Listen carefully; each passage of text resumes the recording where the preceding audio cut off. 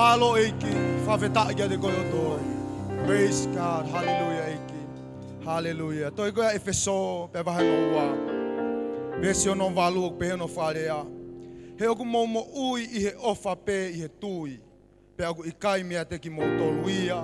Ka koe fuaki ai otua. Fakafeta'i Eiki. He oku mo ui I he ofa pe I he tui. Ka oku ikai mea te ki mo toluia. Ka koe fuaki ai otua. Hallelujah. He oku mo ui I he ofa pe I he tui. Pe oku ikai mea te ki mo toluia. Ka koe fuaki ai otua. Hallelujah. Hiki mua tau ni mapa tau whamalo. Ke whamaui kafa ai otua whai tau ngahi mo ui. Tau whamalo kia te iha kukai mea ki tau tolu. Ka koe fuaki mata tāpeia. Hano alo tofu pe tahana pe kia he kolosi. Hallelujah. Eiki fakafeta'i de kosisu. Glory Lord Jesus. Mo whamalo atu, mo fakafeta'i. Mo hiki a koloria e o tua. Koe fuaki ku ke whai e o tua. Ikai mea tangata. Ikai mea angelo. Ikai mea taki. Ikai mea hou eiki. Ikai mea tui. Ka hau mo whawhonga e si oma. Koi a kuhau pe mi ai. Ai whamaui. Koi a kuhau pe mi ai. Atali. We praise your holy name. We praise your holy name, Lord Jesus. Hallelujah, Lord Jesus. Fakafeta'i Glory, Lord Jesus. Hallelujah. Glory, Lord Jesus. Hallelujah. Hallelujah. Fakafeta'i Yes. Oh, hallelujah. Jesus. Glory, Lord Jesus. Hallelujah. Baba shata la mama shata la Kura baba shata la mama baba. Kuni la baba shita la Ora mama shita la Jesus. Hallelujah, Lord Jesus. We praise you, Lord Jesus. Hallelujah, Lord Jesus. Yes, Lord. Yes, Lord. Hallelujah, Lord Jesus. Hallelujah, Lord Jesus. Glory, Lord Jesus. Hallelujah. Hallelujah, Lord.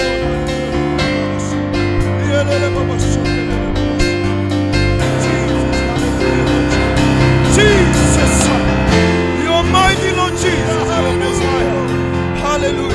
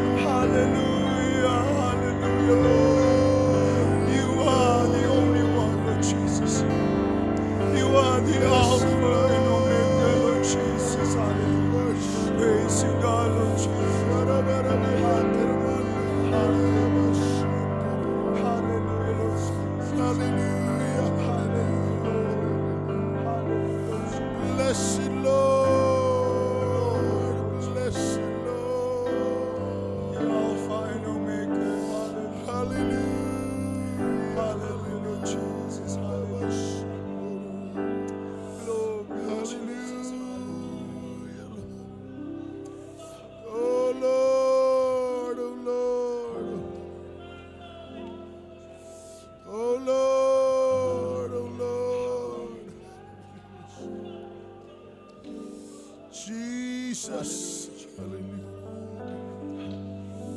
Yes, Lord. Hallelujah. Hallelujah.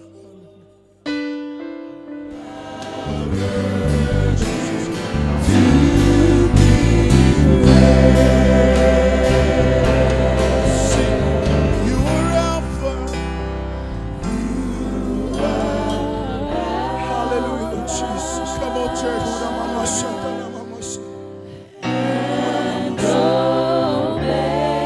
Yes. Lord, we worship.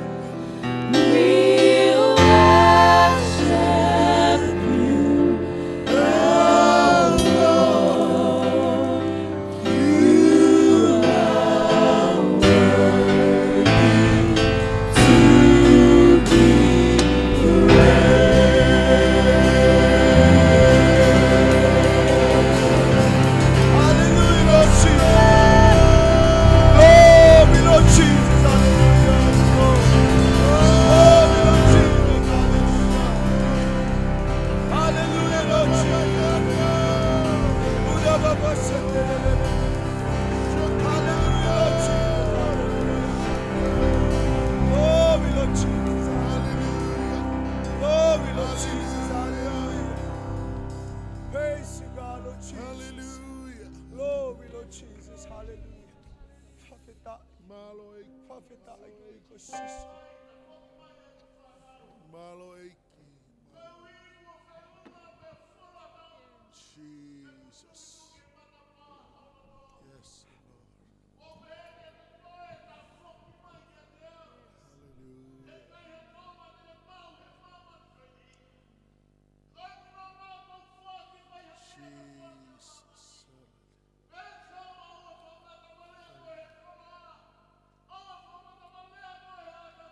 Jesus.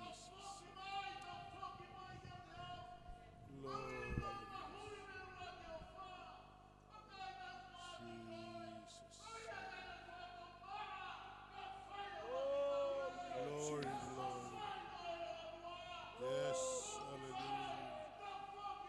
Glory, glory. Hallelujah. Jesus. Glory, Lord Jesus. Hallelujah. Hallelujah, Lord Jesus. Glory, Lord Jesus. Hallelujah. Hallelujah, Lord Jesus. Hallelujah, hallelujah. Glory, Lord Jesus.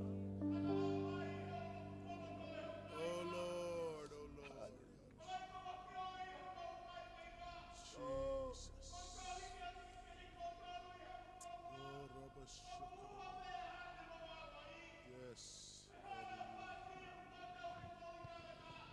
Jesus.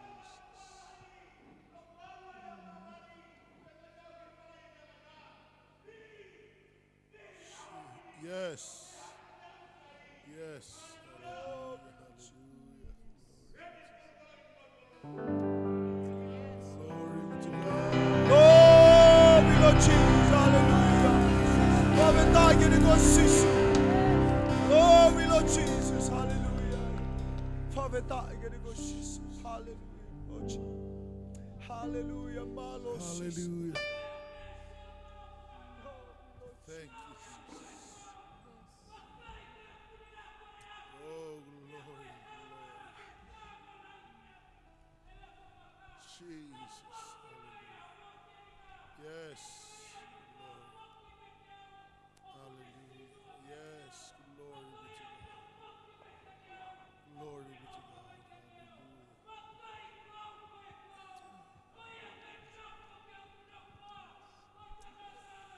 Jesus. Hallelujah. Yes, glory. Hallelujah. Yes, hallelujah. Hallelujah. Hallelujah. Fakafeta'i. Fakafeta'i. Glory be to God. Yes, Lord. Hallelujah. Glory, Lord Jesus.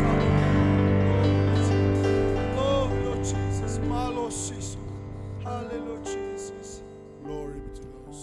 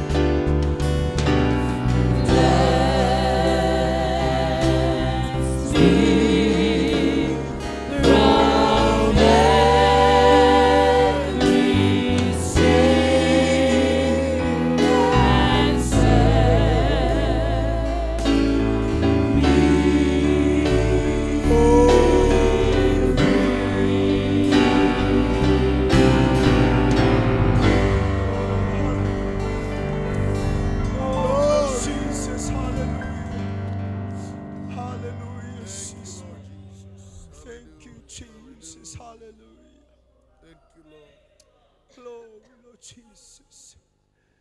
Oh, hallelujah. Hallelujah. Hallelujah, Lord Jesus. Jesus. Praise you, God, Lord Jesus. Thank you, Lord. Hallelujah. Church, the Spirit of God is here. Hallelujah. Oh Lord. His presence is here. Oh, la baba shetelelelelele, baba shetelelelele. Oh, hallelujah, Lord Jesus. Hallelujah. Hallelujah. Give fakafeta'i the gospel. Hallelujah. Hallelujah. The hiva may be for hiva. Lift up your hand. Lift up your hand. His Spirit is here. Yes, Lord. God's Spirit is here with us. He knows your heart. He knows everything on your thought. Just pour your heart unto the Lord. And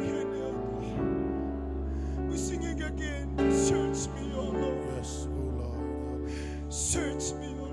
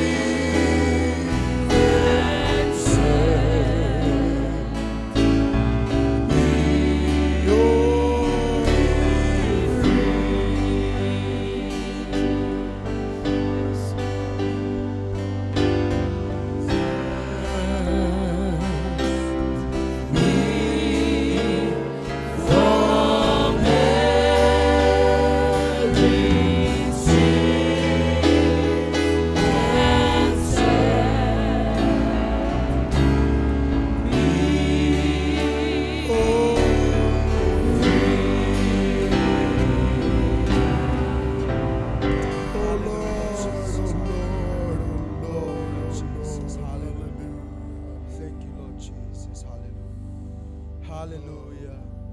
Mafamalo ato ya tua. Hallelujah. Hallelujah. Hallelujah, sisu. Koe ngau e ku whai holau maare ma oni. Mau whapa apa iho au he mau ilo ku heni ho loto ngā. Mau ilo e o tua Eiki. E mau whawhea ngā i ke awhiona. Kau mau whaamu ke mau whapa apa iho au e o tua. Ke whai te riha koe ho lau maare ma oni e toi ngā service e pompongi ini. A hu pe mo fakafeta'i ke whahoi fua be ki ho whina ngalo. E wafa sisu Kraisi. Amen. Amen. Tau whaka paspas ke Eiki. Hallelujah. Praise God.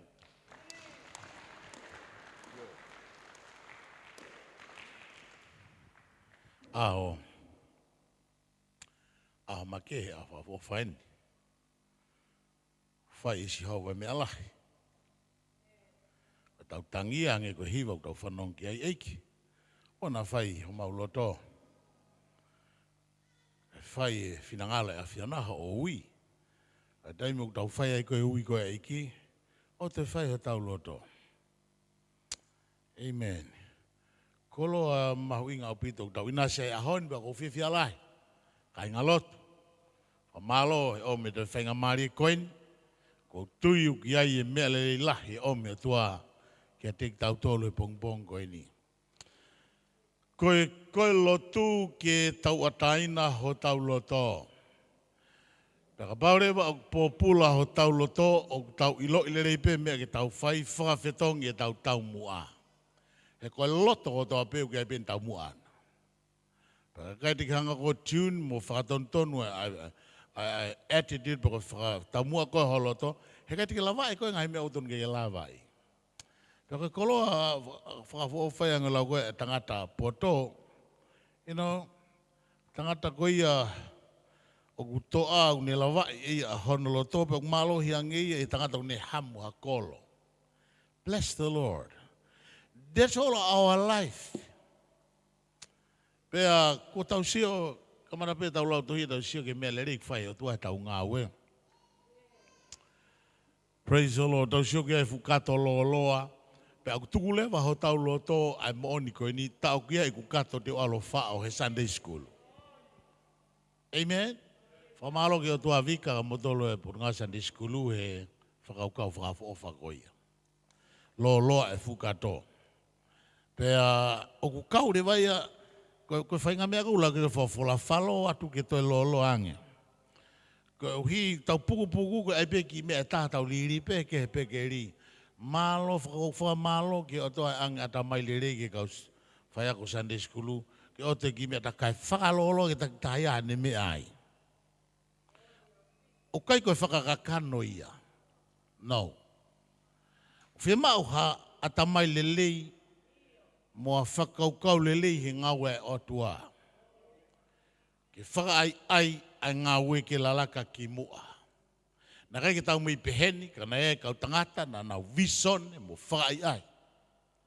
Mei mua kamata anga mei tonga, osi mai, te kamata mai nusilani, hoko atu peia. Arifa mautou tangata, e hoko atu peia. Ke iai loto whakai ai, ia ki tau tolu, kai ki tau tui ki he force, mo tau whamalohi a taha, kau tau tui ki he whahinga loto, mo whahinga tau mua totonu he ngawe atua, o ne ngaahi ki tau tolu, ke tau kau he lova. Amen. Ke sia beo tau hiva i koe lova, tau fie lova. Tau fie kau, fakalata. Sia mai koe kakai, o tau lele whakatahe mo ui whakaatua, o ku ngāhi na lo toke whakai ai ke nau alo kau. Tahe mea na kulota i koe ke kau ke pentekosi he ono fitu. Whanongo mai, ono fitu te e whaere tolai am mautolo. Nai mea hake ngai ko pentekosi he ono no, pa kamatanga mea ono fitu, ku kamata ki usio ke malama ngau e lau maari o toa ngai fitu ke mga apea ke whakasio sika koe ono fitu ko whako kau ke mo ui whakapentekosi. I ulaki huu pehe lot pentekosi, ne ongoi aku kehe au pita hoku loto. Te kea whakai ai pehe ia talu uksiasi ue siriana. Tupu ake tamai mo whae ko se tuata siasi, hala whainga mawhana, whainga malo i whakai ai pehe whare si au wā. Ko ngāhe tala wau mo whine mui vela whoki e ngāwe kainga, vela au pita. Mea ko mai mo whakawha iau i mo taiori iau i au sio ke ahoni. Ha mea koe ke vela e mo ia e tua. Mo i whaka o tua. Ke leo si e tau konferensia Sapate matano mo tokoa mo viri a monite. Tama e viri, sami, whoki mai e ke hao o te o mai e whoki mai mea he tau ka mata i Tongani. Potanga vili, what is it? Tama e viri, to ha mai a whoki ofa lau maari helo to siasi. Koe ki kite koe na ke lea klo to siasi, kai te asi i Tongani, nearly 10 years now. Paka hui ka whainga malanga ko ke omi ko i ahoni ko tangi vili, I believe. Kai ki aonga he ahoni lau la nuia.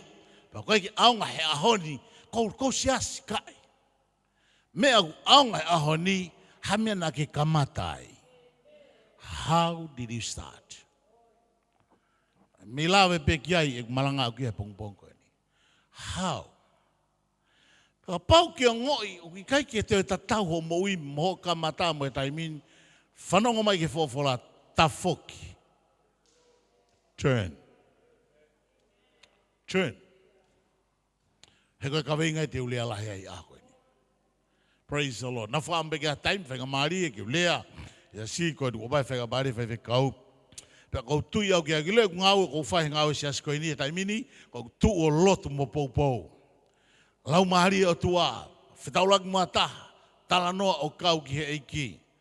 Ikai ki ngā tai, ka ke hoko ko ambassadors, Christ ambassador. Ko reane ngā ko si ei tonga aho ko ia. Christ ambassadors. Ma ko mata mai ai na kei whinemui atu pou ia time ko ia, ne hoko taimi ko kau whineki, whakamatua tua e ngā atua, what a blessing. Amen. Marate ngai, Eli atu ki muiso ka, sista ana maka, ne hoko mai, no, mea ngā ki o tua kai whindo ko lahi. Hangai peko ku enjoy a hok mari he tuungai mano family. Kono ui ngā lahi e taimia o mapara pare mamoe ko mataki taha alu he mawhakaukau. Yet the same time ko sio ke purpose and mo ui. I tell you that. Time ko robe ko sio ke ne whainga tamu ana u vivili ki ai. Tādai taha ki o sio a whiwhine u vivili pehe. Kai ki ose papare mai pa no whai uto, ta whoki pia rea ke mo loto. And that give you surprise. Kai whindo ko lahi ko ni ose papare mai uto hoko te wike ko te hoko no. O fie maa ki tau tolu ko whamala ki o toa kau tuwe whine ka kina. How much more fie maa mo toka kai whine si a si. Amen. Ke mo maa ua toa tuha ke mo ui lotu. Hoa kau tikoni, hoa kau whaiwe kau. Mo ui lotu, taki mua he mo ui whakaotua. Taki mua he whawhora. Be a woman of prayer. Glory to God. Koe malo hingai e ngau e mautolu tangata koe uhi, koe tu e hoa ta whakimu e mo ui lotu. E kai ke whakaikai au kehe kou prove ia. Pangu ni ngāhi e ke lolo e mo ui he kou mo ui whiawhi ai. That's my joy. Ke lai taimu ke kamatai mo ui ke o toa kai ke ilo ke kai e pio ke aika hao tare niti pei kai. Lots of people can look down at you. Like when I was a young man, I was a youth. Kai kia tahi a manaki atu kia koe. No one. Kau ke ilo, young people, hear me now. But you know, God knows your heart. Praise the Lord. If you really mean it, I tell you a reward ko e atua. Ko whakapare ko mau he ahoni me he atua, o kai ko uhinga ko o mai e hata. Ano ngā pehe na guloto aki me kei talavo. Pako fakalotolahi'i ang motol ko matu ai a koe ni. Keep on the good work. Kuifo e lotu e ahoni te aloto e matu o tu a nge. Te asi mai ma ui whaka matu o tu a.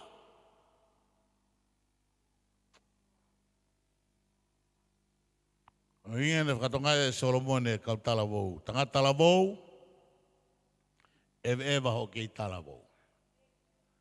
Whawhiawhia I holoto, ianga, whakaukau I ho kei talavou. Pekahanga mea hori kia mata, whai bea koe. Kakihanga o whiri to tono peheni. E omi koe e he atua ke whakamau. Whainga mea na nof mea kulotohe kua mata mo I ke Eiki. Ha mea ko whai naka ki hao. You're not perfect. Ka ko really know God. Ko I loi koe o tua mo ke tokanga pe koe ke mo oni ki ai. O e lahi pe ho tuku I fo o ki lalo. O te ke wari koe ki ai.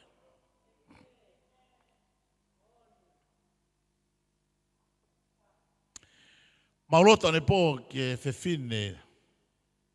Ki whewhine. Right? Ta wani maini ale ta wano. Ulu sino e ngai lau mari e uli.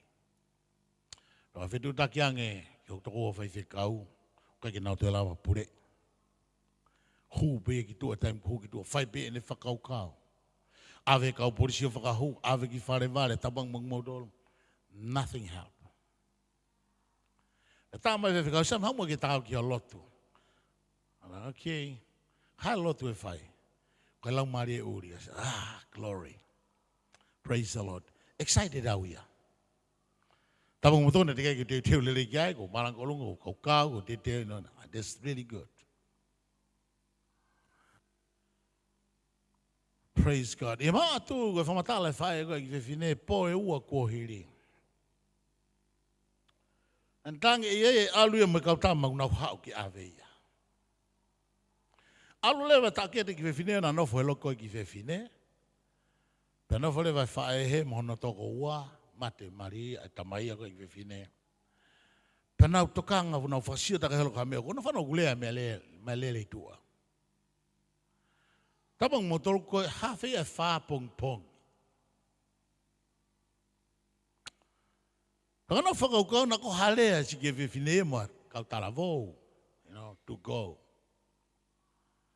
Pe hapo i fo, o tu lewa ngo whae ilo to whare he o sio, pe tu lewa ai si ki whiwhine mua ta ke te he o sio, moni koe mea lere. Koe kā uli la. Pako hopo tamataha ke humai ke na alu. Ka taundu pe whaka uri loto. Na sio atu, koe first cousin be o gidaine. Pa hena humai koe ki tua, pe whenga i ki whiwhine ke hu, pe hangarewa tahine lahia, o tapuni e matapa, lokai. Ka neu yang e ke ne whae, soko me ae, whanau koe ho toko ua. Ko nau ana una hapo maheka. Peka tu hake a whina Eiki o whakasia tu koe ki tua.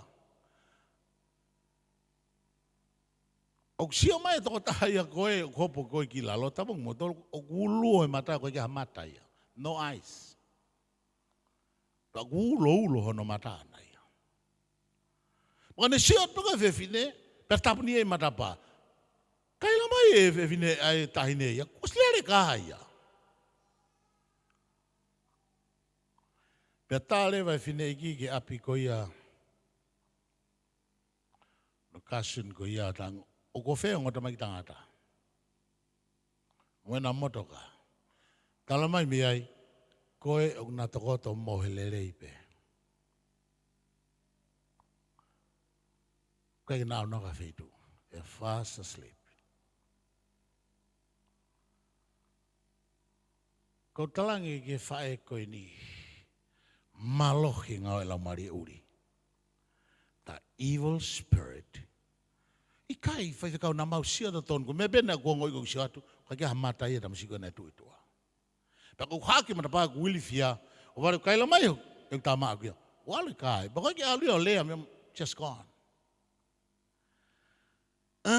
Glory to God. Praise the Lord. Ko ko sino o mo I hange o ku shake helo ki hongo yo tamang ko but in my spirit you lau mari I feel strong I feel better o toton ke hongo I sai ia he alo fe paki mo me a kovi o te ke kau he kovi fe paki against Pag vai ka kai tokolahi'i a honi mo ui whaka otua o iri fia he whepaki. Kai o latu peo to e tawhi whakataha. Ko talange pea e au kai ke whinangalo e otua ke lava he laumari uri koe. Tuta kiel. Pag o laumari uri koe ko lisione is a many spirit.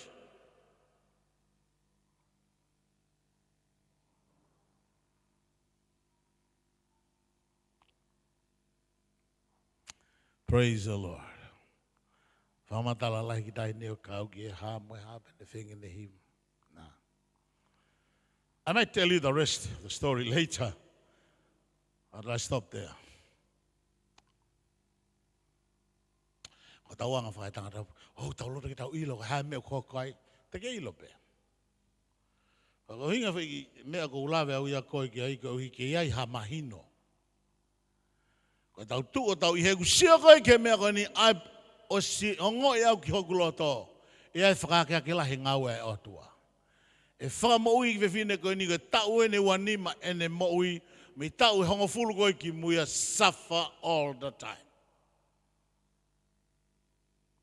Ave ki Australia, te o mai, same thing. Whai ngai whai to, whai ngai u whakaloa kau ngai mea. Pehe family ko ruak tai me ke na usiong mafola mai hono mata. Pe fia ke talanoa e o se mauloto. Koloa ko loto ke o me ako ne dik tau tolu kainga. Hanga o whakasiosio mau peho alunga ke tonu. Amen. E o sia ngai alunga lahi e pongpongini ka talatu o si hala ia ka ke pehe poko ton. I see that as I stand there. Kia ka kai ia sia sini o si vai o si hala ho la ka ia. Ke koho poko ke alton pe ko ia. Pakele me fe mai dua tamai ta foki. Turn now. Praise the Lord. Ia toi ko ia alute. Tohi mahino. Tohi mahino o pito. Nei mea whakama i tahi o toa hui ko o sito ki hapea nea whanongo ai ki malanga. But all days ko mapea whikau mea o toa, all days. But one of the days last week, this thing keep clicking in my spirit. Tonu kia ta utu he nao kia ha o tohi tapu. E koe uhi, as I read again, leo tohi halute, ko lau toa tolu toa whahui ki ko o si, because I see new things there. Tau ngai mea tahe ngai mea whauko ea tuke lawe mea ngai o tuaka ki tau tolu a honi. Toi koe alute. Alute koe ko tau wanga ki ai. Mahino ka ki tau tolu alute. Koe ni alu poko ki tohi alute pe mahino hingo alute. Os mahino ka tau tolu. Speta ma, ia kolo tena mui, ko kore ona ki ri aki. O te tuke uri aki koe, you know. Kolo tena alu koe ka hoa poa si koe, this and that. Kolo tena koe taha ia hako koe, o si suklai si koe hina na whanau ia opeti ka te vita. You know, just keep on.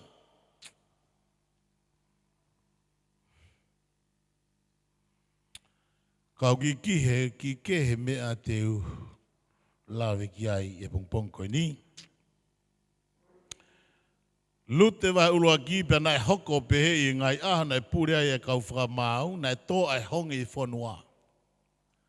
Peo rangata toko taha pe te rehema siuta nai aluia ke au nofo i whanua moa pe. Aia mohono unoho, mohono ongo whoha e toko ua. Ko hingoa o e tangata, ko Elimeleki. Hingoa no unoho ko Naomi. Ko hingoa no ongo whoha ko Maloni mo Kilioni. Ko kau i whalemi o peteri hema siuta. Pena nau hau i e whanua moa pe o nofo i ai. Nai pe kia Elimeleki ko unoho o Naomi. Pena nofo pe ia mo ene ongo tama. Pena na omi hona unoho me kau whiwhine moa pe. Ko hingoa e toko taha ko opa, ko hingoa e toko taha ko lute. Pena na nofo i e tau i hongo fulu nai. Nai pe kia i a Maloni mo Kilioni whakatau ospe. Pena e tau pehe. Me fefine e neongo tama mohono unoho. It's all gone. Na tua ke ia mo ne tahine i e whono, ko uhi ke hiki ki e whonua, me e whonua ko moape, he kua neo ngoi i e whonua ko moape, ko a ahia Jehova ki hono kakai, i e whaki ke teki nau tolo e mea kai. Ko ia nane aluai, me potu na ia mo neongo tahine i e whono moia. Pea nanau aluatu pe i e hala, ke whanonga, ke whanua o siuta. Tamai o mau whakamaro atu ki a Fiona. Mau whakafeta'i Eiki o mea whainga marie. Ke mau wakai ke mau whanonga ke pureanga o e otua. Pamwe taimi u whaiai e tae tokanga pa to lewe ia ki mau tolu. Kai ke irea mai peo whawhala ke mau whoki atu. Tatake o kakai e pongpongo ni Eiki. Fua tamai ki ko e fupeia. E tuke mau whaongo ki ore o. Ia Sisu Christ ko alo. Ka ko mau whamu ui. Amen. Kia te au i he kulau e ki kupui whawhala ko nito ki lau e koe ko anu talatu maha tua tolu tua whahe ui ko o si. E kulau ka kata pake te halute. I wahe iki peia. Just only 2 minutes. To finish ko ya there are many truth. Amen. Many truth. Ko truth te omi a ko ni ko mata pa na tapo kia ya lute. Ko fili ko na fa na omi. Amen. Ko mata pa ya na tapo kia lute. Tau sia fala ka peta to ka lute. Kanai kai mai foki a lute pedene ilo peter hema siuta. Ka koe whiri ne whae whono.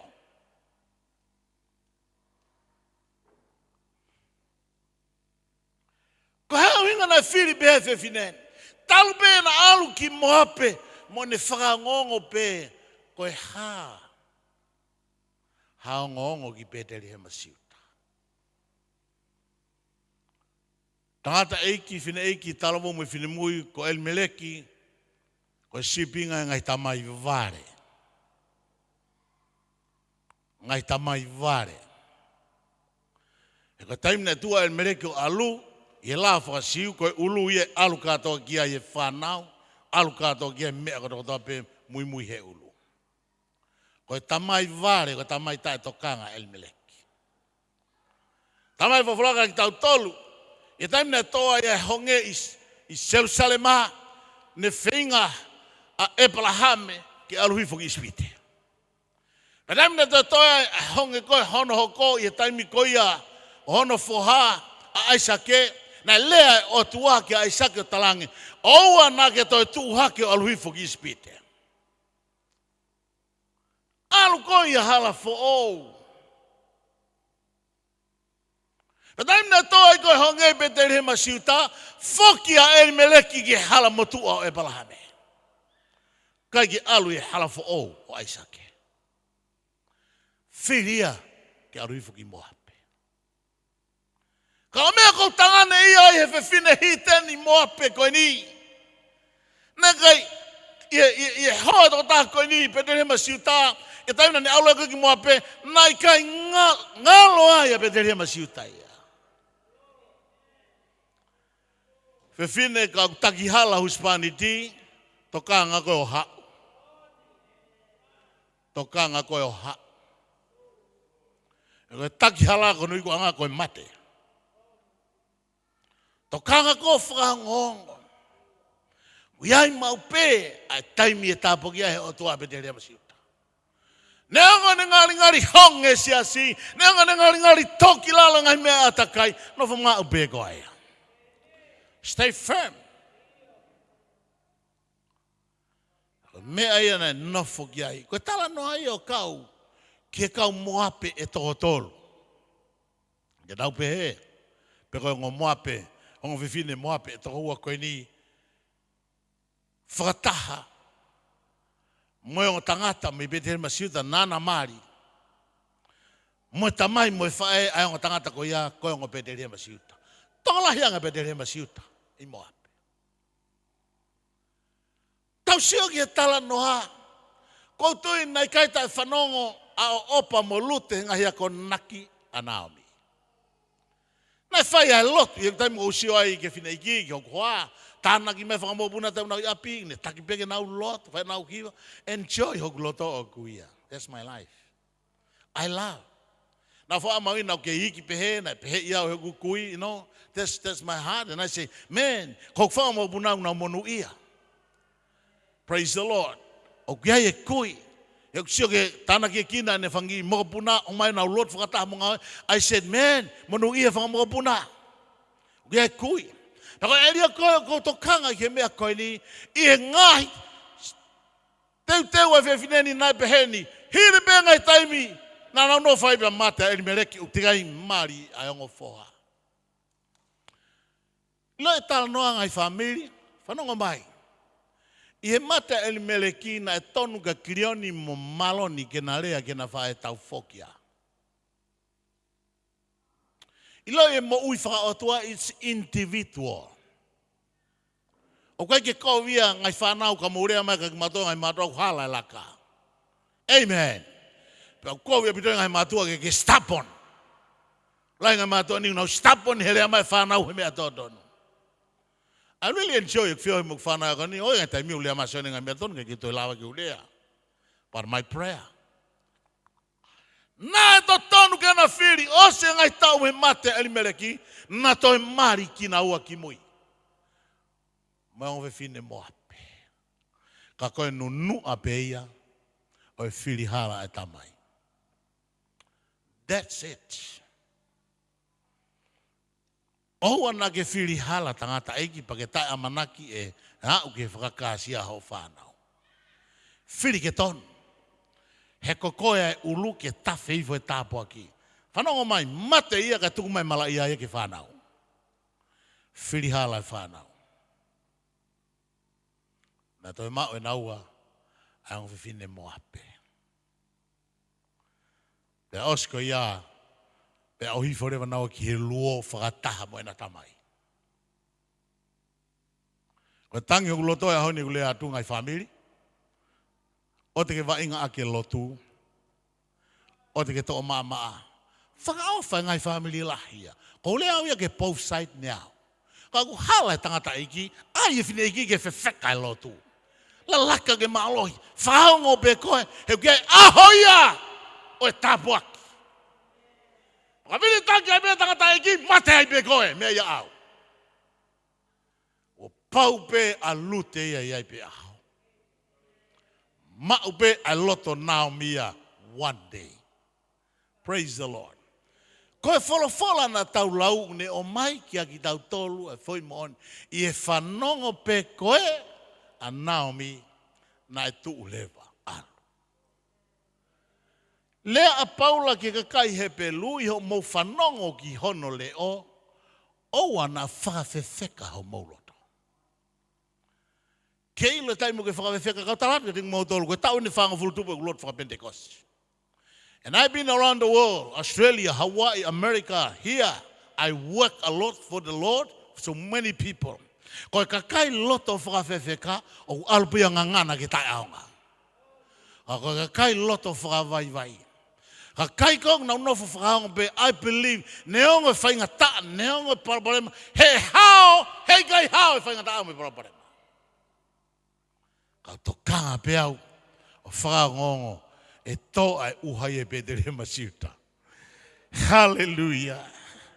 I ene ongo I.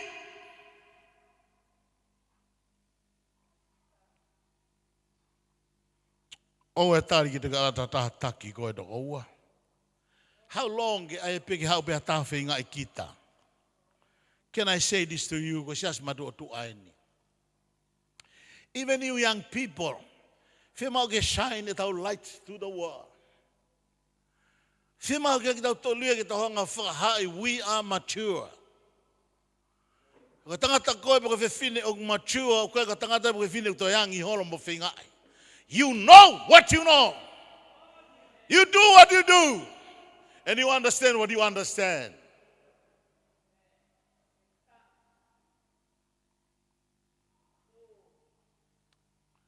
Praise God.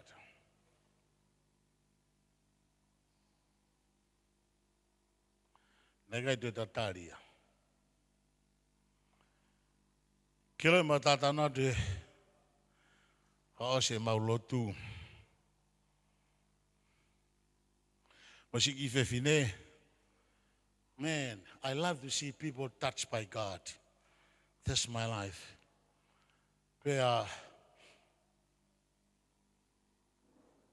Kei nofo pe e whae ia mo e toko wā. Whainga taa mo e hama. Pehe. Po hanga ange mea koe ni ka kinau tolu. Koe mea whainga taa lahi ai. Sio ke tau hiva mo sene tulu ki lalo, tangi. O tache o toa ki ne mo ui ko o sihola ngā we a te walo. Ka koe uhi pe o mo nofo pe I he neka devi. Mo nofo e mato daine pehe, penai pehe, whainga taa bak halanga me. See here then all the time, bak tangere te walo ki look at you. Koe lahi koe ho tukuifa taha, koe lahi koe ho sio lalo koe ki taha, koe lahi koe ho hanga press somebody else, you know. O ku change level and attitude, but kune ngoi e what you saying is true.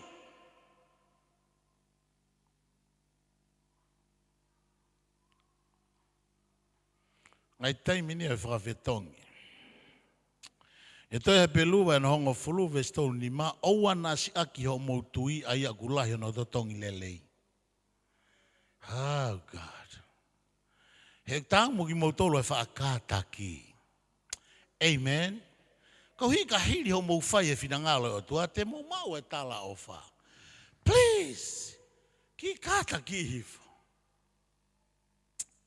Hallelujah. Ki kātaki. Ko hita tau si pe hau. Iyo e hau. Pe kei whakatua e hau. It will come. Praise the Lord. E hau. So ki ane afi. Whinga mai te whinga ki tau malanga, te whinga peke mai pupiti ki lalo ki man, no, not now anymore. No. E hau, nau tui beo ki hotua, e hau pe whakamo ui. Au papa ke siole lei where I walk. But what I believe is this. Ka bako tui mo manaki a mea e hau ia. Hallelujah. E kau tau e o tua o whanongo koe ko hotua e o turi.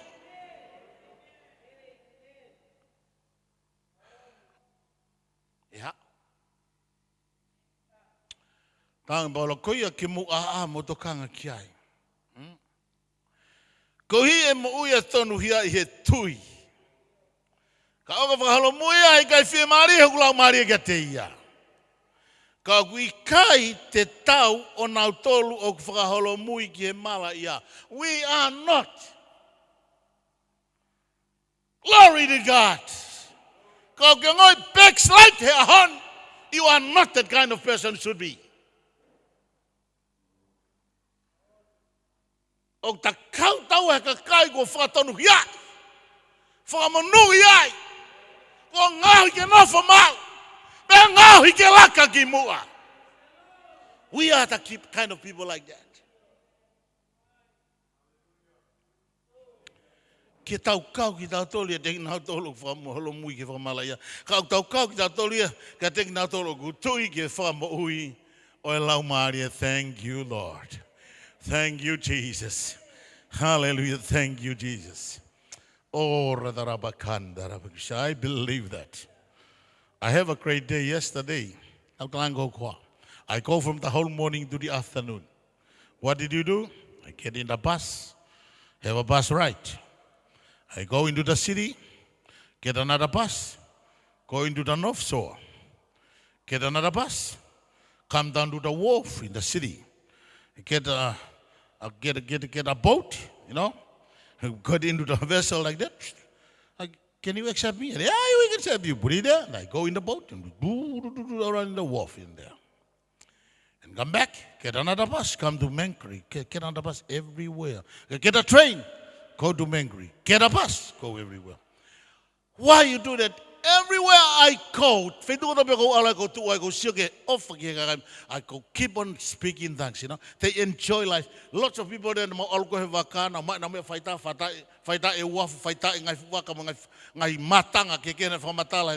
and I keep standing in there, you know. I come back, I got my car.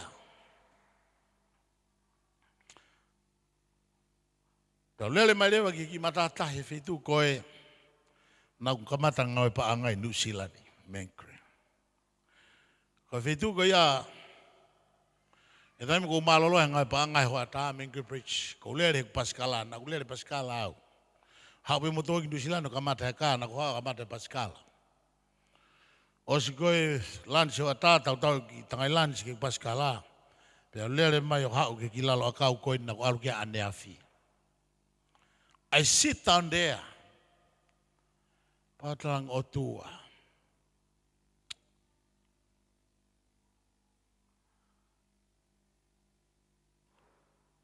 Ahoy na ngai pa angai. Nang mau me ko to pe maulahi au pita. Ngai pa angau ko. Tonga soni ngai time lahi. Filo lau e ku mo ui. Ai pongpongi he ni ma lere Pascala. Me one tree hill how ki Mangere Bridge to work. O se fitu e fiafi ko lele Pascala. Go back. Ho ata lunch te kumia ki fitu ke lele ki ai ko tahe ngai matata na lele ki ai. No pe ki lalo akau kai e ko lunch. Bring me a memory. Padang e o tua. O kia tau mua o ke whakamo uia i au he ahoni. Kai koe tau mua ki uha o ke whakamamate ai pehe. Tau mua ki usiofi. Ko hina ku whakawhise ngai pa anga. Ko ku whiri ki ngau i kia te koe. Na safa ku whamiri e waha taimi ko ia. Na talangi hanga tonu beke ki whanau. He kei toi ngau e pa anga ia. He kei te ke mai mea na tauanga ki ai. Ko hui ka whairi o tau ki sia sige mui na e tā pene tō. And I say, Lord, ko hau koe ni, ko hau ko he ka mai ha mea lele. Kai kai ki tau pēk paskalai ta whaki o ko wanga ki ai. Lo ilea mea lau maari o tua ki a te au ko Eiki, this is a 2 weeks.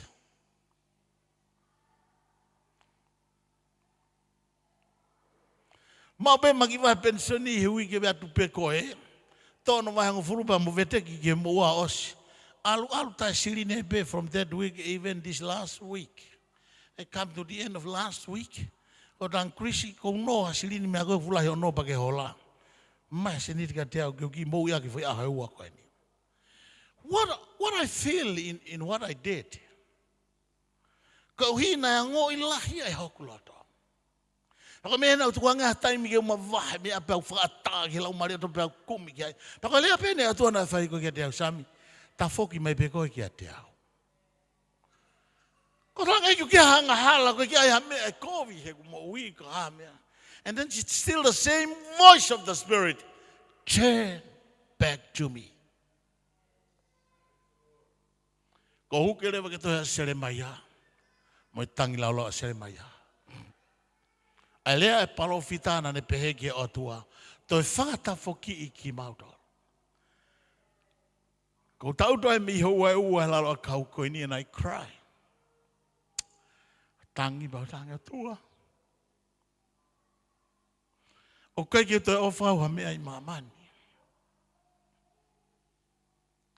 Whamalo ho ui au e ngai aho na kuia. Whamalo e kuri aki ngai pa ngai tau koia. Whamalo ki te koe ho puke hoku ni maa. O au mai ki ahon. Go enjoy a blessing o tau ki te koe. Ko hina ku tangi ki te koe ko hui ko whanau. Nau tangi te koe ko hui ki e ha mau ape whanau koe ni. Ko ka kato me au ke whai. Ke whamore more. Ka ki ai ha mea te uhalai Eiki. Whafoki me au. Ki te koe. So turn me back to you.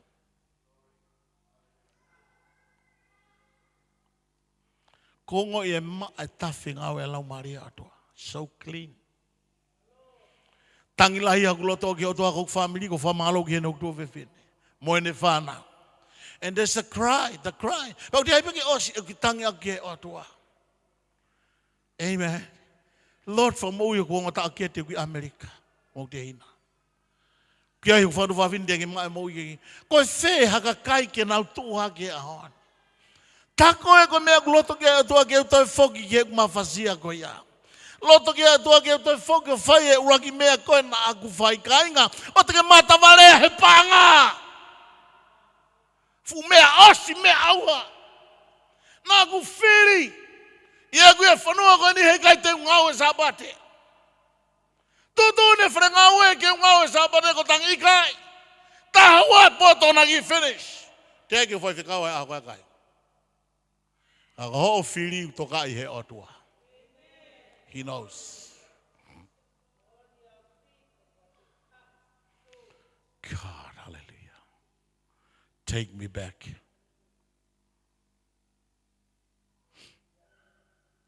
Rangi Eiki ka pau ko toi otua aki hamea kihe. Kai ki tui au sai ing moui. Ia mea te whakamua. No.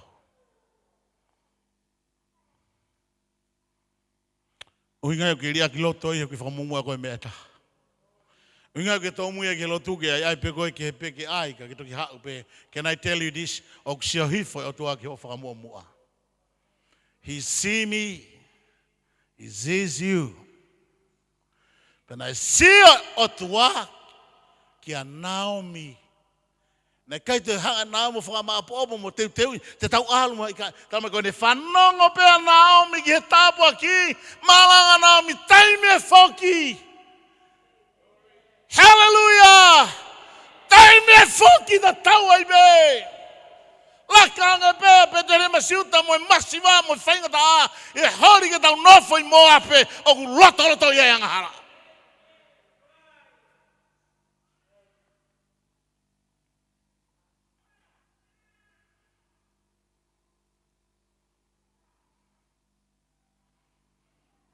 Ko ilo peha ki mea si o kuhala, fokilewa. Don't leave it too long. Then bring shame to your life. When you see a little things wrong, turn back right away. Koe makehe ia o Naomi.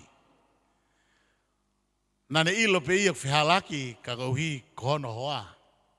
We taimi ngana mate anoane ilo Naomi koia e ao niu e taimi ni. Koe toi whanongo pe au kia tāpaki alu au ki ai.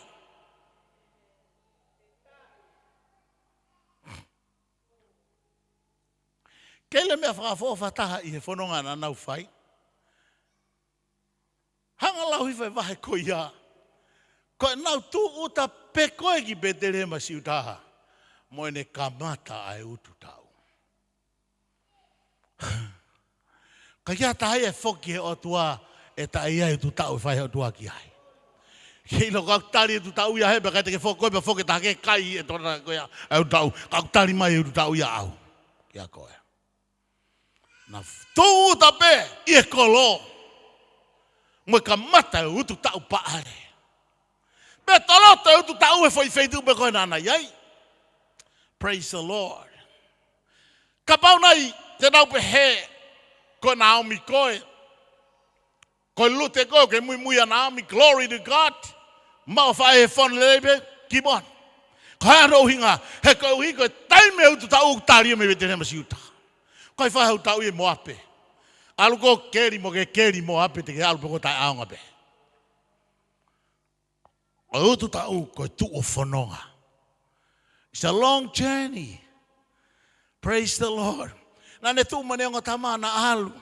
Pe na lue atu. Na tangi ma na toi hoka atu. Tamai fofola. Ne toi ai tangi hono ua. Nga tangi ene koloto whatonga e kau kaisiane. Praise the Lord. Nana toi hiki honare o tangi. They cry again. Osme foi tangi hono ua. Mawai o tama. Ki se soa ke ta whaaki ka ni ina tau hau whakata ke Eiki ke mawai moia. And I can tell you, o kia e aho e mawai koe koe uhi koe tangi hono ua kai ke whaiha mea mon. You know, you cry the second time and yet you don't really mean of your salvation. Ta whokia opa alu. Kai tuha ke whewhine hi ten koe ni taha lute. Lave kia e whawhola. Keile o ngofua koe a Naomi, na pepe o ngofua a lute. E taim da tauta a lute whanongo koe ki hene. Mother-in-law, he is mother-in-law, you know. Things were changed in her life. And all the time she have a soft heart. She always follow. She like to follow her mother-in-law. She understand there is a living God. You know, kako opa ia. Ikai, na alu pea ko hui kono huspani di. E hongo koe reo koe o Naomi o talamai, he kai toi aha tā mā koe ngata anga ia opa. Glory to Jesus. Keilo, e aho e ongo mai reo, koe reo ke. Koe reo kate talamai koe mea sai hau ke lotu koe mea kakatai mini koe ke te hamea. Pau be loto lute. Kaka utu tau paare koe ni, na kai ki haa lute, o mohe pea I kai tāna ki maha mea ke kai. Nai haua lute o hoko mo whaka sio. Sek whae na whamau hena ke mutua. Ki alu ki he whaka sio mea ke whaengau. Koe mea ia koe. Nai mau hena hoa whaka o wha a poasi. Koe alu a lute whaka sio ene ngau e. Ka pane ario whaka sio ha poasi e hala ngau e hala poasi. Young ladies, don't come to church because you look around to have a boyfriend or thing like that. You will miss everything. I say from experience. Come to church because you sense there is a reality. There is a truth in the Word of God. Come to church because you understand. You see all these guys, the mother and fathers walk with the Lord, and you can say, man, I can make the same. I can do it. I believe that Christ can do it to my life. We need to see a young people who really dedicate like that in their life. Praise the Lord.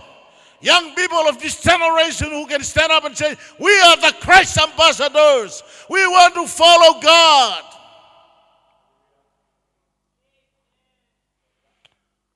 Alupe alute e sio ke ne ngā ue koe na hauai. Koe toka ngā e ne mata inoa. Koe serve the Lord koe whai ngā ue api. Amen. O koe koe serve the Lord koe wari ngā sinima. Hai ane ulu he aho kihe aho. Aie. Koe atai te fisio mai ka ulu me paraku. Right? Koe serve the Lord. Koe come with a heart and focus on God.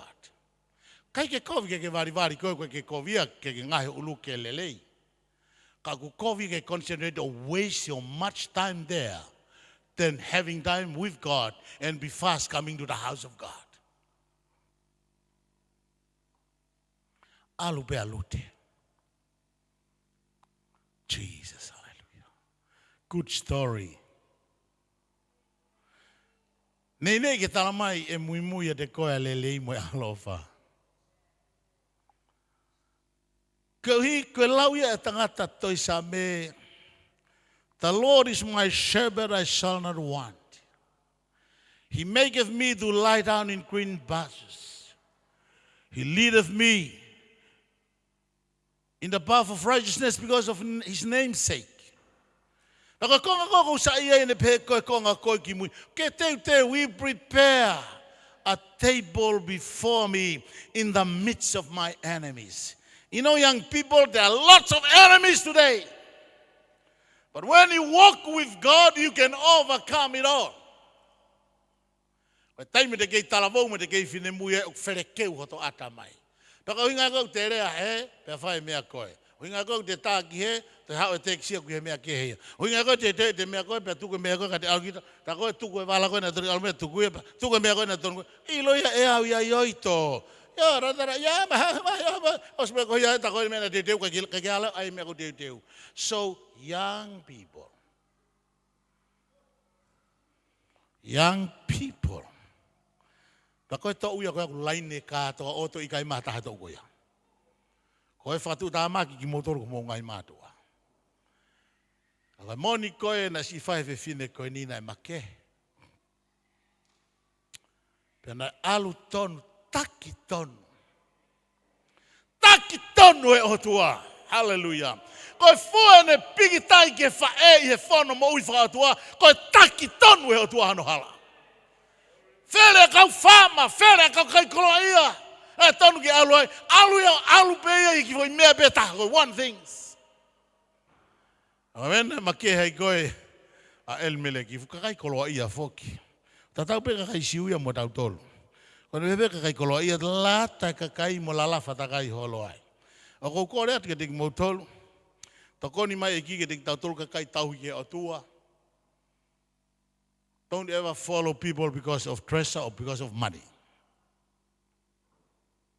Follow people because of God. Amen. He kuiai mau peai tāpua kia e o toa peai pe ngai time whai ngata ai ai. Hard time and day of blessing. E taim kura tope tamai whakirere te halute, taim kura tope na hawa poasi, kene kau whine. O ne hanga talanga ke teki nau tolu. Ke ia teki mou tolu a Sihova. Amen. Pea lea hake kau whine kia teia, ke tāpua ki koe Sihova. Hange wongo whakaofofa, hange koe ongo lelei, kai koe tangata, tawang mo tolu, koe tangata hori kou mo tangata, hori ke ngai mea uri mo mea, saia pe kia ngongo lelei Sihova siene kau ngawe. His workers. Ai ke saia ke ngongo lelei Sihova ho family.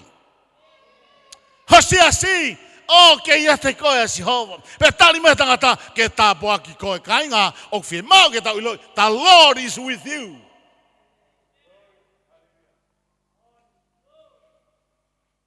Aho no ko nau hao whae nau hoko me nau tuwhi uite.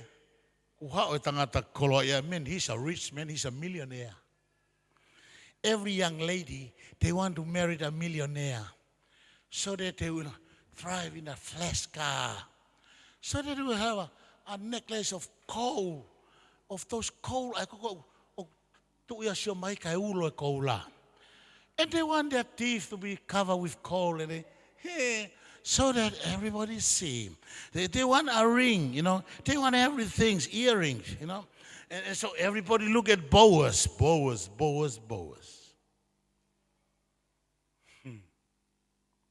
But Boaz not look at everybody. Boaz said to the ladies, to the young ladies, "Hey, young ladies, the Lord be with you." And the lady said to Boaz, "God bless you today." Every day,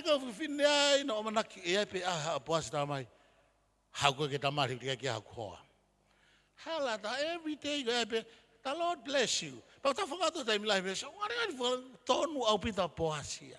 How ki motolo sio mai ke koroa mo ngai mea ke kau sio to ke otua ke mo uyo mo lau mari. Amen. Fetalia ki fo, aro lau fo la. Kau mea nang mahu la ko ke. Hey, a rich man, a millionaire. The Lord be with you. One day. How bossy? O se nele atu, sa te o kia ki vevine ke he ukau I he ngawe. Pe peat lewa bossy ki ene pure ngawe. Hey, hawe mei fe.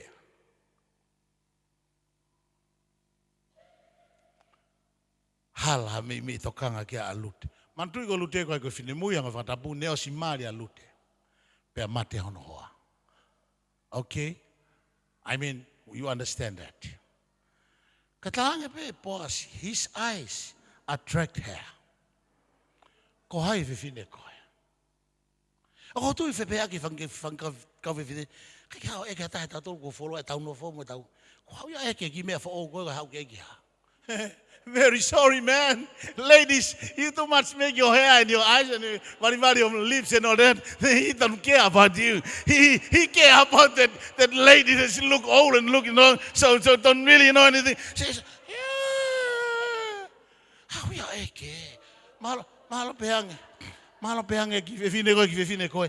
Ko futu e tau te le mai ko ka Eiki ki tau tolu. Ko a tau ka mo vari ho tau mata ko ya ole ma tau tolu.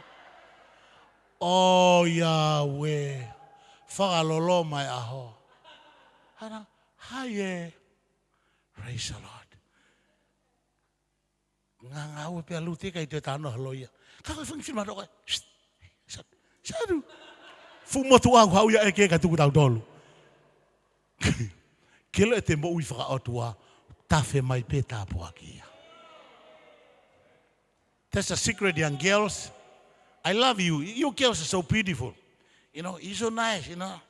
But I'm very sorry if you turn around and change your hair, mingy, and then long, and then bronze, and then gray, and whatever. Must thank you.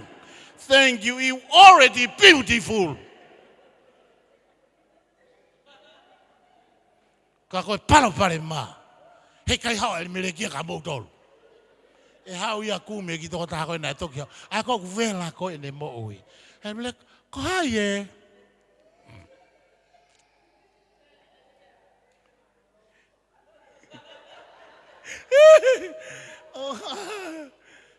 Ko haye. Ko tu e pehate mea.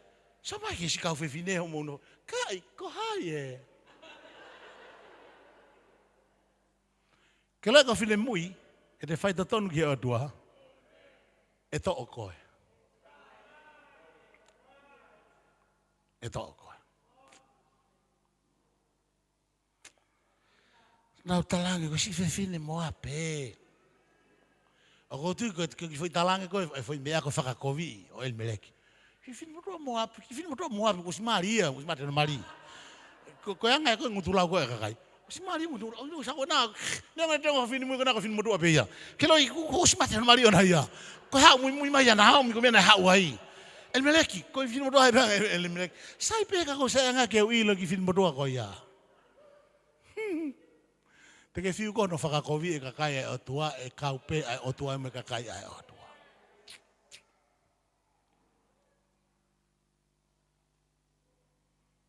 Ke alu ko ia en meleke aho ko ia. Pehe kau pure ngāwe. Tata ki fin moto palaku. O kai ki teu lele e te hau. Si tu hakpe hange nai kai helu hono ulu. Hange penai taf pe ikai. Kau si hau whaine ngāwe. Every day. She's the most ugliest, the most oldest, the most unwanted. Right? And she's the one that it seems he picked her. Abe no ko ha sana talange. Mo ko tanaki uite fakatoe ha mea kene tufi ai.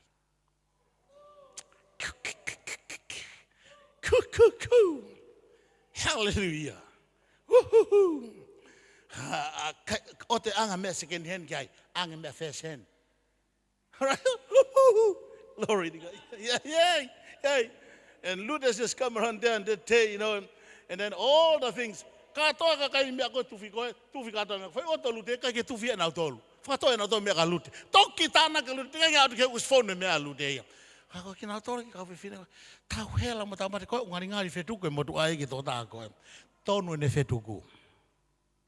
Can I say this to you? And I say this to you. I e tonu e laka koe a nami i ne whanongo pepe a whiri o whoki. Ne mui ai a e tonu e whiri alute. Pai e tonu koe whiri alute. Ne tohoa ki ai whiri a poasi. Ki alute. Jesus. Pene whanau ia e o peti. Hoko mai ai ki a te vita. Koe hako Sisu Kraisi. Nai fou e whewhine moape. Nai tonu e ne whiri. Jesus. Jesus. Glory to God. Koe mea e tene ngahui koe ho mo ui ke tāpua ki.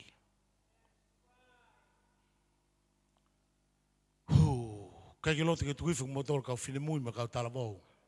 You done your best, but that's not the real best. The real best is really give your whole life. If you go to bed ke algo ke e sio figo e poas. Ka go ke time to tonu ke mari e ome atua tangata to tonu ke de goe.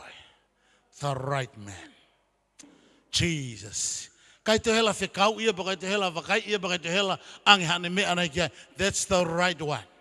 Ka wani whakakatoa ne pleasure the whole world. Ka nei ka mata hono tapo ki, me e whanongo pe koe a Naomi pelaka.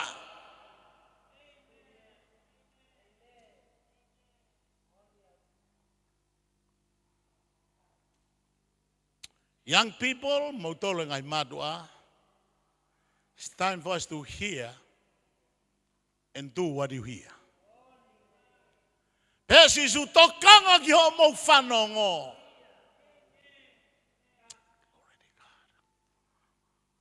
I believe go tua a honi no tonga e kulea. O ke ngo e koe ngai tamai ma ngai whae. Au ka motolo young people, you see now how far away you are from God. It doesn't mean that you join the church and you are with God. None at all. When you are really have an open heart and have a personal relationship with Jesus Christ, and that's the meaning of be with God.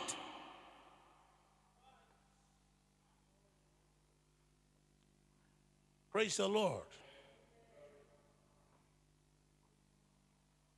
I want to be a millionaire, man. And I believe God will do that. I can't do it. As long as I keep on turning back to the Lord. O kai koe koroa pe nau ke mau e koe, kimia leke nau ke mau e koe. More treasure, more blessing, and more heritage God is preparing to your life. As long as you are like Naomi, when you hear God, make a move. I'm going to sing a song now. You take my guitar, my son. Hiva ka niyo na pehe, Lord, turn me, O Lord, and I shall be turned. Turn all the thrust, and I shall be led. The way of the cross is the way to the Lord. Turn me, and I shall be turned. Eiki, whalili wau, whata whokiau. Ke whokia tu kia te koe. Tuke tutu e veve kotoa pē. Ko hika wako. So did I learn. He ko hala o e kolosi. Ko hala ia ki Eiki. Hala o mate moni. Hala o whilo lau moni. Hala lia ki mo ui moni. Ko hala i o Eiki. Eiki whata whokiau. Pelawa ki wako. This is a prayer. Think about it, young man, young woman. Don't waste your time playing around. Prepare for blessing. Prepare for powers. Prepare for wealthy because of the Lord. Hallelujah. Turn me, O Lord, and I shall be turned. Turn all the trust, and then I shall land it the way of the cross is the way to the Lord. Turn me, and I shall be turned. Come on, Mele. Come here, Mele. Oh, turn me, oh Lord, sing with me. And I shall be turned. Turn all the trust. Oh, and then I shall turn the way of the cross is the way to the Lord.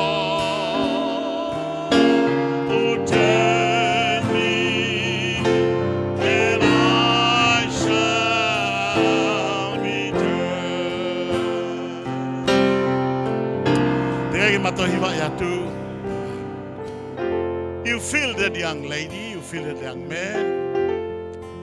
Kia ngoi bia koe tamai whae. Ko taim ke vela veve kotoa peia.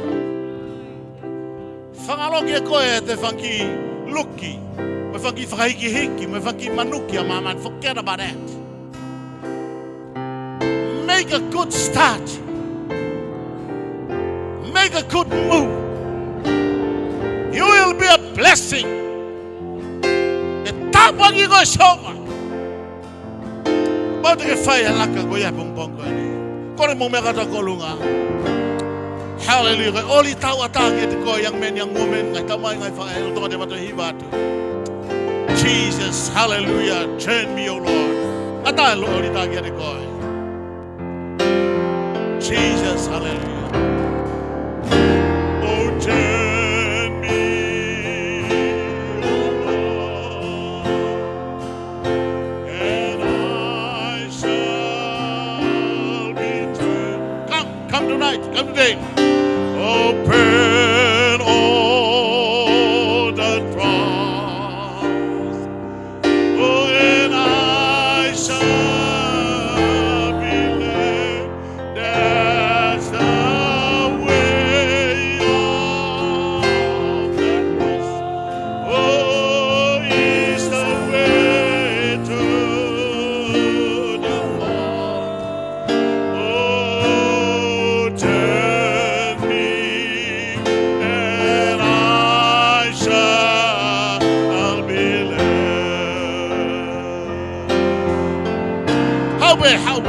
Don't stay where you are. Forget all the things of yesterday. It will burn all the trust.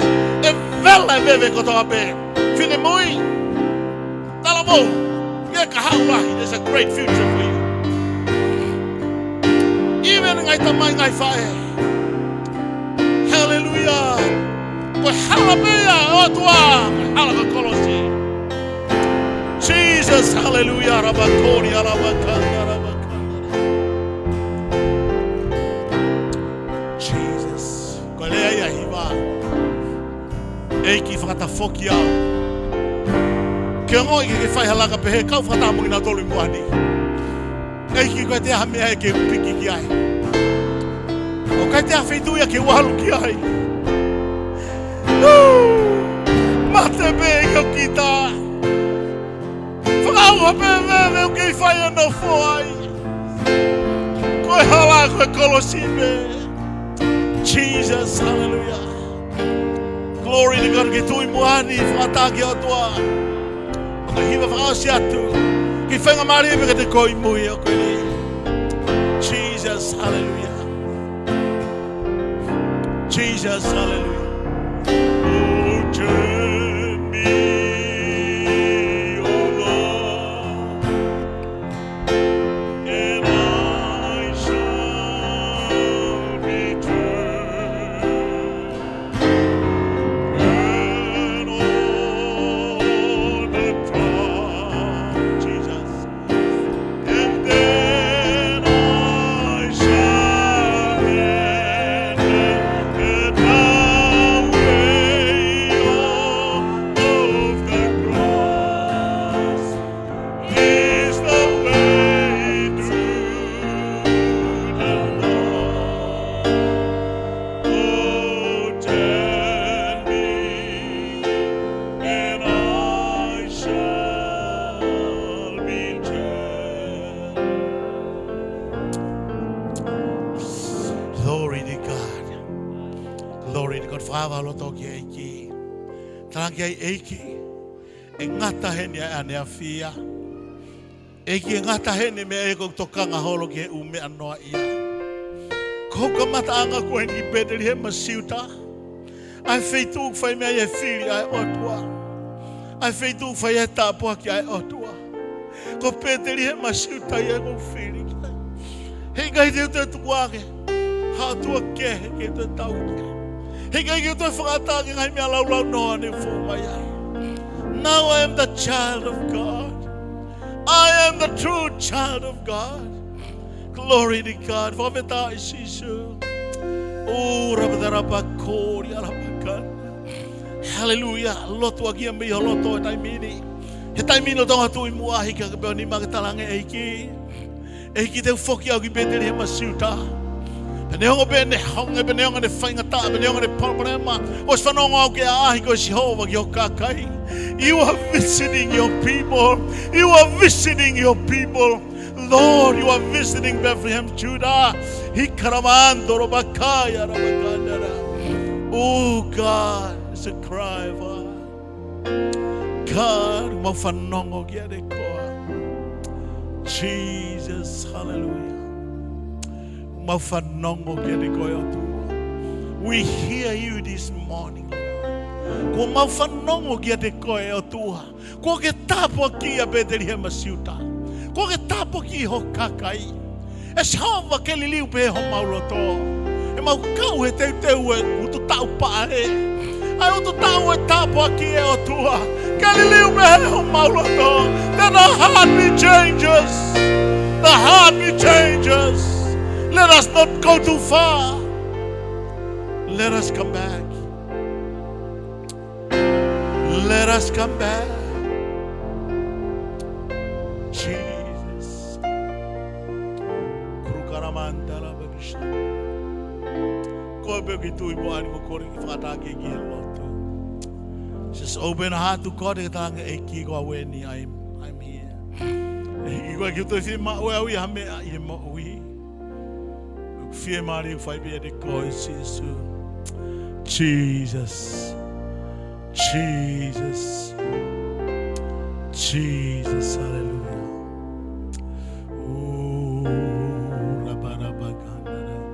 Eiki ala se mau ngai mo I whawhoi tu si kau tala mo me kau whine moi. Kau tangata eiki si kau whine eiki. Oh, they are here in front, oh Lord. Si karamandara bakandara bakandara. Kurubara bara bakandara bagusandara. Jesus. Jesus.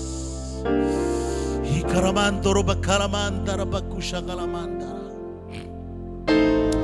Jesus, hallelujah.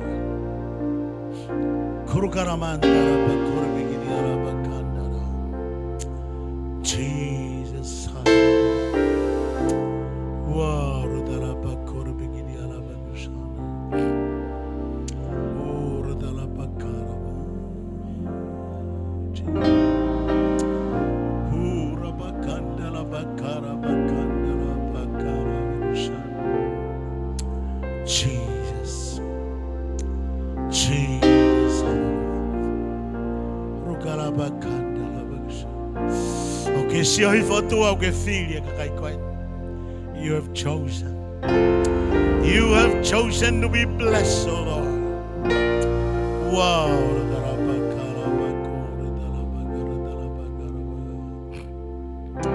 Jesus, hallelujah. Gloria rabakano get touch ngai loto etamai. Ke alasio mau ngai loto e mong pongko ni atua. Ke whawhetongi ho mau alunga, you will change our life. And you are doing a new things.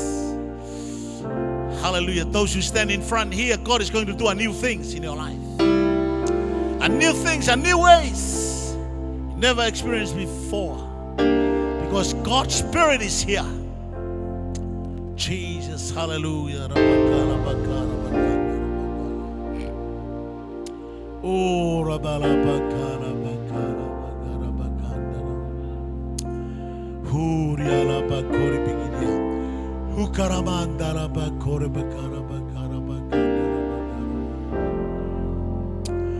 Jesus, hallelujah.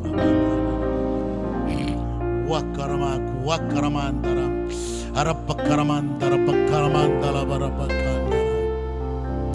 Jesus, hallelujah. Jesus, hallelujah.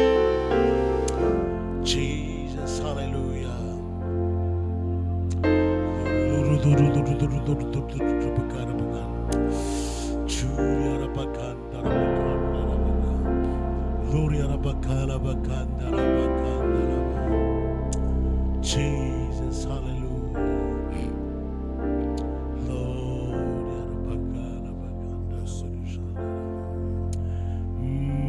Oh God.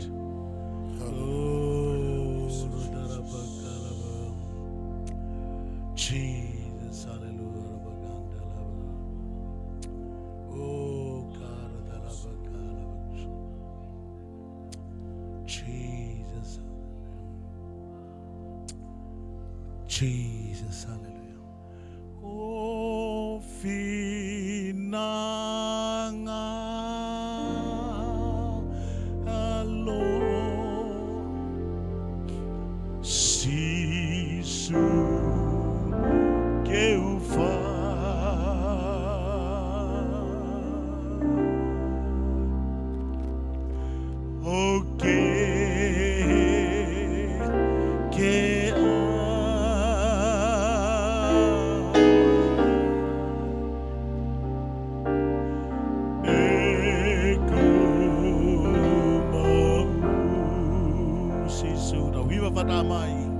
Jesus.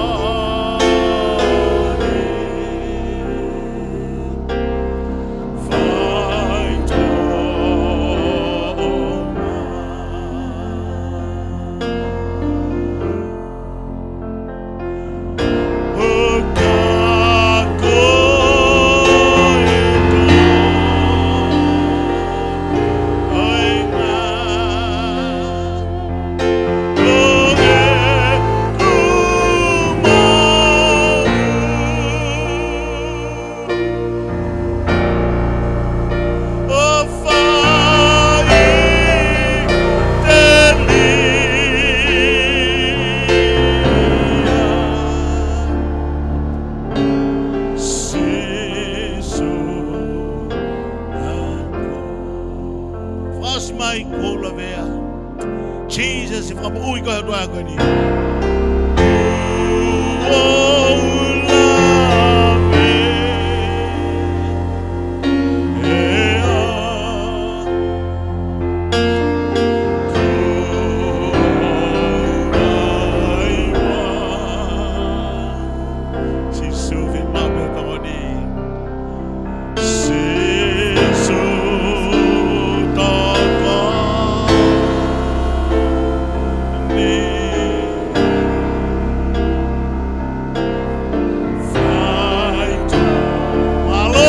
Eiki, toi ngabe mau ya tu gani koe.